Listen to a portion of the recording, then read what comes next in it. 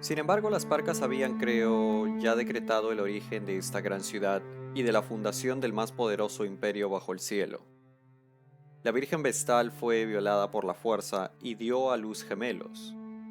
Declaró a Marte como su padre, ya sea porque realmente lo creía, o porque la falta pudiera parecer menos grave si una deidad fue la causa de la misma. Pero ni los dioses ni los hombres la protegieron a ella o a sus niños de la crueldad del rey. La sacerdotisa fue enviada a prisión y se ordenó que los niños fuesen arrojados al río. Por un enviado del cielo ocurrió que el Tíber desbordó sus orillas, y las franjas de agua estancada impidieron que se aproximaran al curso principal. Los que estaban llevando a los niños esperaban que esta agua estancada fuese suficiente para ahogarlos, por lo que, con la impresión de estar llevando a cabo las órdenes del rey, expusieron los niños en el punto más cercano de la inundación, donde ahora se halla la higuera ruminal. El lugar era entonces un páramo salvaje. La tradición continúa diciendo que después de que la cuna flotante, en la que los niños habían sido abandonados, hubiera sido dejada en tierra firme por las aguas que se retiraban, una loa sedienta de las colinas circundantes, atraída por el llanto de los niños, se acercó a ellos, les dio a chupar sus tetas, y fue tan amable con ellos que el mayoral del rey la encontró lamiendo a los niños con la lengua.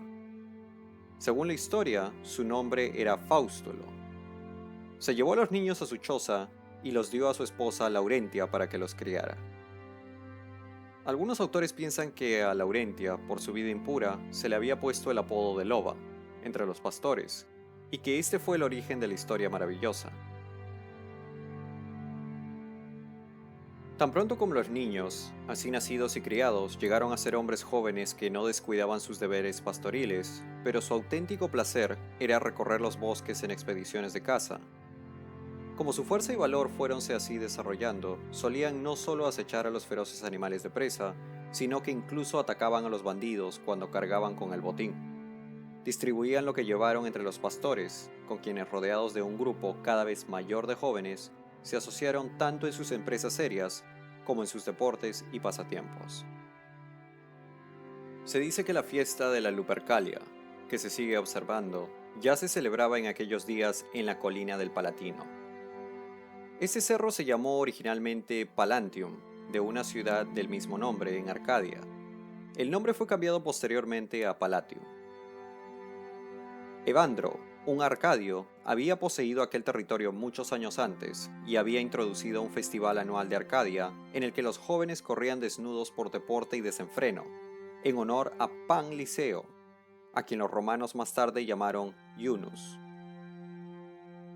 La existencia de este festival fue ampliamente reconocida, y mientras los dos hermanos se participaban en él, cuando los bandidos, enfurecidos por la pérdida de su botín, los emboscaron.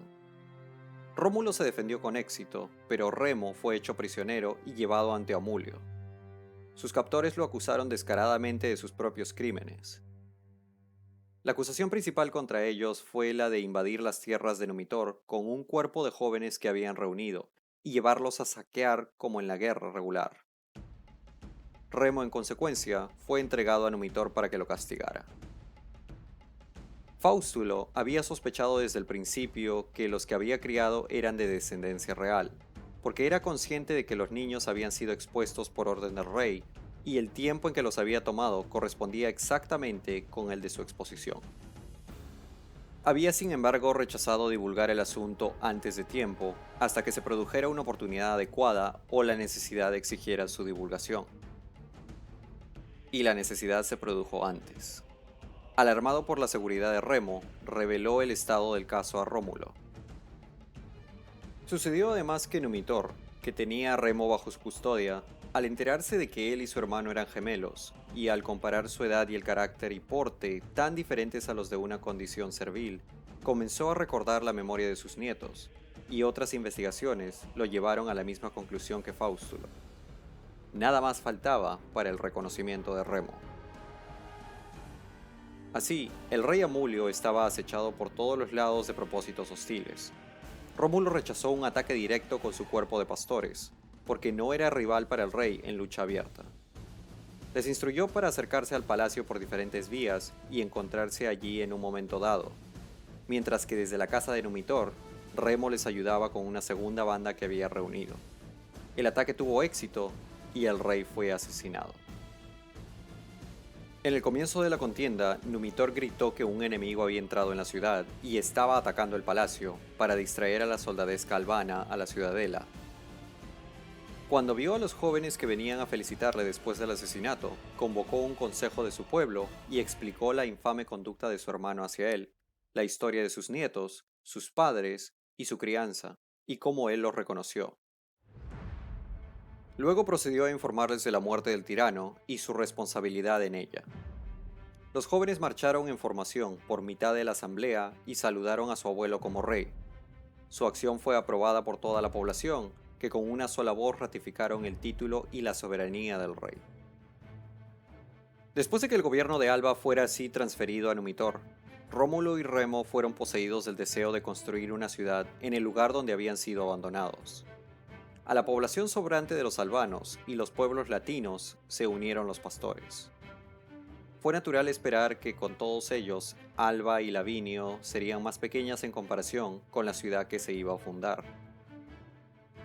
Estas buenas expectativas fueron deshechas por anticipaciones perturbadas, por una maldición ancestral que condujo a una lamentable disputa sobre lo que al principio era un asunto trivial. Como eran gemelos y ninguno podía pretender tener prioridad basada en la edad, decidieron consultar a las deidades tutelares del lugar para que por medio de un augurio decidieran quién daría su nombre a la nueva ciudad y quién habría de regirla después de haber sido fundada. Rómulo, en consecuencia, seleccionó el Palatino como su lugar de observación, Remo el Aventino. Se dijo que Remo había sido el primero en recibir un presagio. 6 buitres se le aparecieron. Justo tras producirse el augurio, a Rómulo se le apareció el doble. Cada uno fue saludado como rey por su propio partido. Los unos basaron su aclamación en la prioridad de la aparición, los otros en el número de aves. Luego se siguió un violento altercado. El calor de la pasión condujo al derramamiento de sangre, y en el tumulto, Remo fue asesinado. La creencia más común es que Remo saltó con desprecio sobre las recién levantadas murallas y fue de inmediato asesinado por un Rómulo enfurecido, que exclamó: "Así será de ahora en adelante con cada uno que salte por encima de mis muros". Rómulo se convirtió así en gobernante único y la ciudad fue nombrada tras él, su fundador.